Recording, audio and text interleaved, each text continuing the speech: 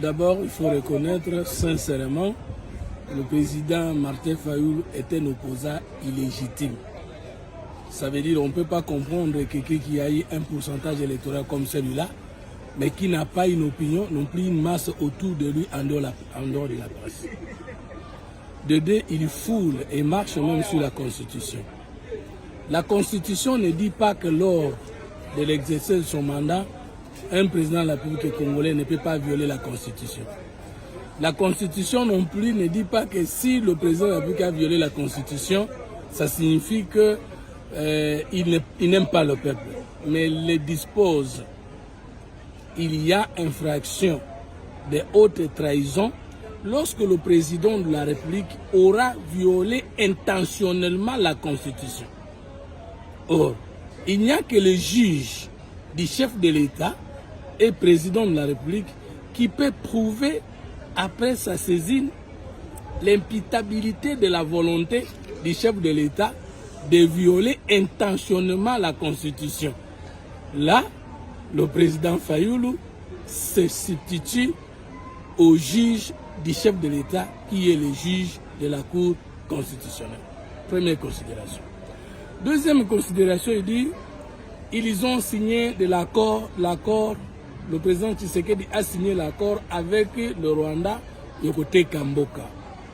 Mais je voudrais demander au président Martin Fayulu de revisiter l'accord de 2009 signé entre le CNDP et le gouvernement de Kabila et l'accord de 2013 signé entre le M23 et le gouvernement pour qu'ils se rendent compte de deux évidences. Alors qu'il paraîtrait que le gouvernement de Kabila avait vaincu le M23 un certain 5 du fin de l'année 2013, comment signer encore un accord avec quelqu'un qu'on a déjà vaincu, soit 7 jours après, j'ai cité le 12. Et dans cet accord, je demande au président Martin Fayulu d'aller revisiter l'article 5, l'article 7, l'article 9 et l'article 15 pour qu'il puisse se rendre compte. Parce que je vois qu'il n'a pas l'information exactement qui a vendu le Congo.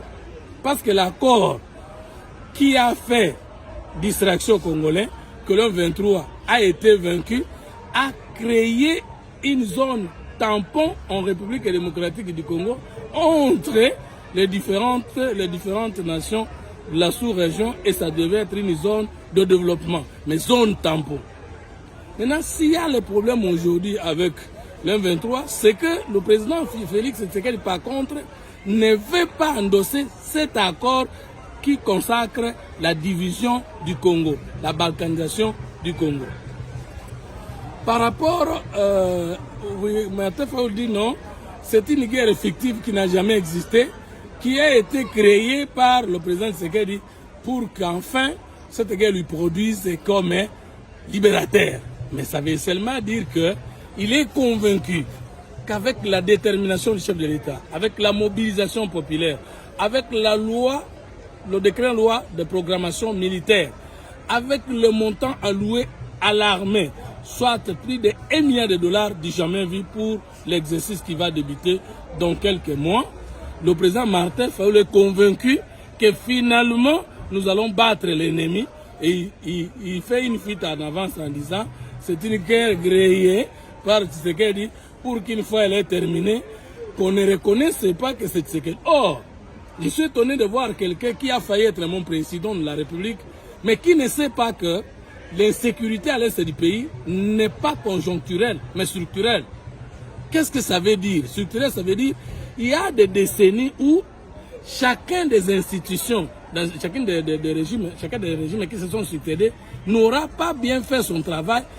Et même si le régime actuel faisait tout le travail qu'il lui demandait de faire, parce que ça ne date pas d'aujourd'hui, alors le trou est tellement profond que les efforts actuels se sentent difficilement. Il est le seul Congolais qui ne sait pas que l'insécurité, les guerres, les tueries à l'Est sont structurelles. Ça a commencé depuis longtemps, depuis Mobutu, avec Mouzé qui ça lui a coûté même la mort, la vie. Et puis Joseph Kabila a laissé le pays, laissant le Rwanda en train de faire le maître. Lui nous informe. Le PPRD, oui, parce que le ridicule ne tue pas. le PPRD dit en 2023, automatiquement, Tshisekedi doit partir. Ils ont raison parce que c'est le peuple qui va décider. Mais ils ont tort parce qu'ils ne sont pas le peuple congolais. Et donc, Tshisekedi a un bilan à présenter que nous savons porter, que nous savons défendre. Et parce que les élections seront démocratiques, crédibles, il ne va pas partir par la volonté du PPRD parce que le peuple le retiendra pour la continuité.